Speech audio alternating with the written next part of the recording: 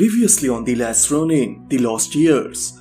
Having lost his brother and father in the war with the Foot Clan, a defeated Michelangelo isolates himself away in the mountains of Japan. The death of his family completely breaks Mikey, and he lost the urges to live his life. But despite the lack of food, water and warmth, his body is stronger than his will. After spending a winter in silence, the arrival of spring brings the turtle out of his shell, and he somehow spends his day in an isolated place, trying his best to survive.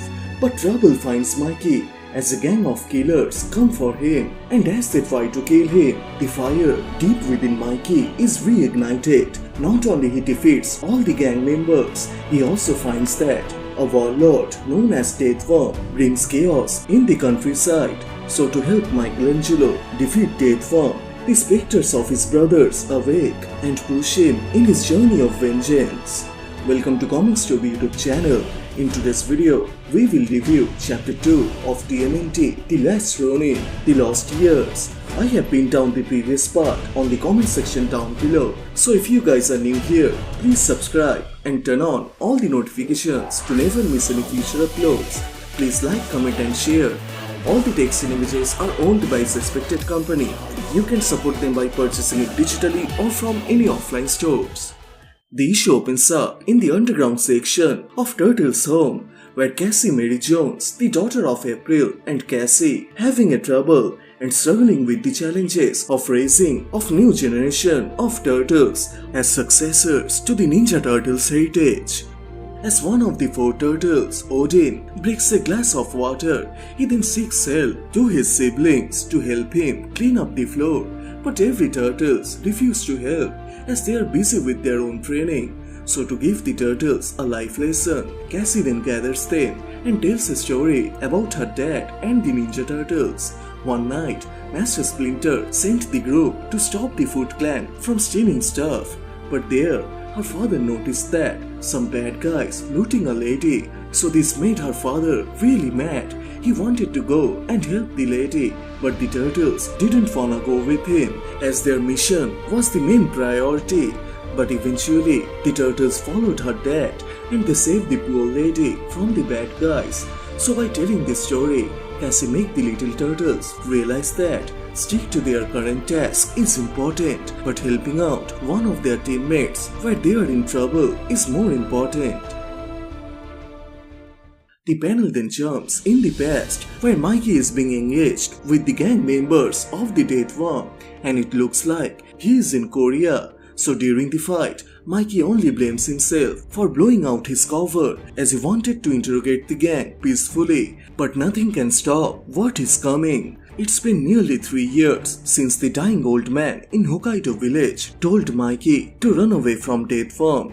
3 years since beginning to see his dead brothers lecturing about his stupidity, and all of these fights make him tired, so he starts heading south and run away from his guilt, and he is trying his best to live another day. On his journey, Mikey finds the foods to fill his hunger and takes a shelter to spend the night, and he repeats the same process. But the constant jabbering of his dead brothers is really making hard to separate the past from present, and they are following Mikey wherever he goes, and the brothers start nagging Mikey about not having any kind of solid plan. They are doing everything they can to push him to his limit, and finally it snaps Mikey. He shouts at his dead brothers and he blames Raph because everything started with him as he lost his life in the fight with Karai, and Mikey believes the war that Raph started killed everyone that he cared about, including Raph. So in his defense, Raph tells Mikey that they all knew what will happen. It was always them or the Foot Clan. It was eventually gonna be last man standing no matter what. So Leo tells Mikey that as he is the last of the remaining turtles, which means he is the only one left who can finish what Raph or Master Splinter started. As their words hit his mind, Mikey then decides to end this fight, as this war started with Splinter and Shredder, and now it ends with Oroku Hirotot, the grandson of Shredder, and him. So to get the revenge, Mikey then starts his journey for the New York City to face off against Oroku Hirotot. So disguised as a normal civilian, Mikey then heads towards the island of Chiburishima, and his next stop will be the secret Hamato elite training camp on that island, which is further mentioned in the journal. But on the passenger deck, his identity gets exposed and a group of Deathworm attack Mikey as they are hunting him for quite some days, and Mikey thought he left the Deathworm behind in Hokkaido, but he was wrong and there is no other options left but to fight. So after defeating and killing the group, Mikey then jumps into the ocean and he somehow manages to arrive into that island, and there he meets with an old man and his dog, but right at the time he becomes unconscious.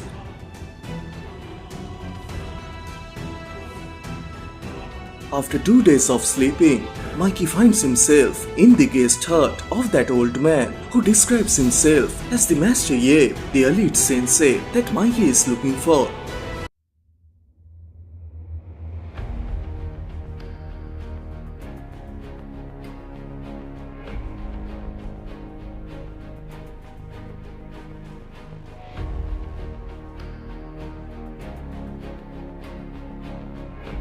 So after a long introduction and filling his stomach, Mikey then gathers enough strength to prepare himself for the training, to sharpen his mind and body. From cleaning to fist fight and weapon training, Master Yip gives Mikey all the techniques that he knows.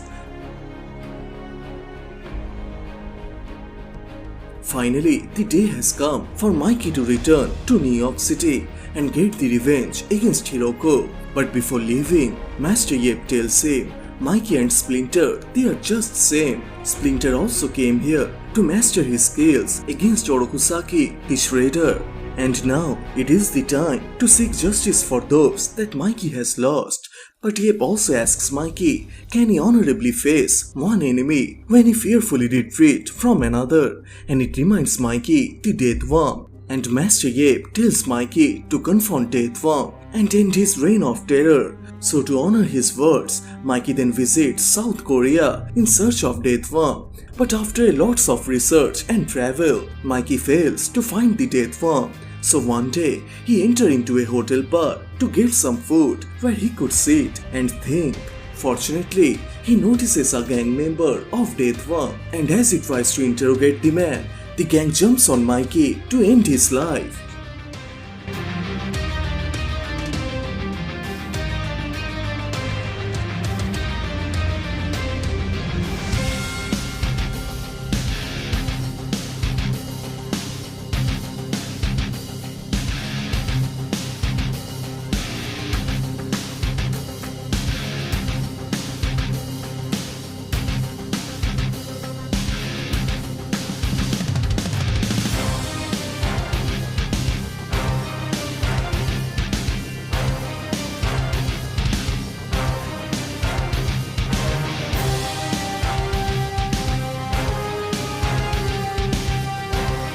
After taking down all the criminals, Mikey then approaches towards Deathworm's man, and as he pushes him hard, he informs Mikey with the location of Deathworm. And now, as Mikey knows the location, he then grabs the necessary items and heads towards Mongolia along with his dead brothers to confront Deathworm.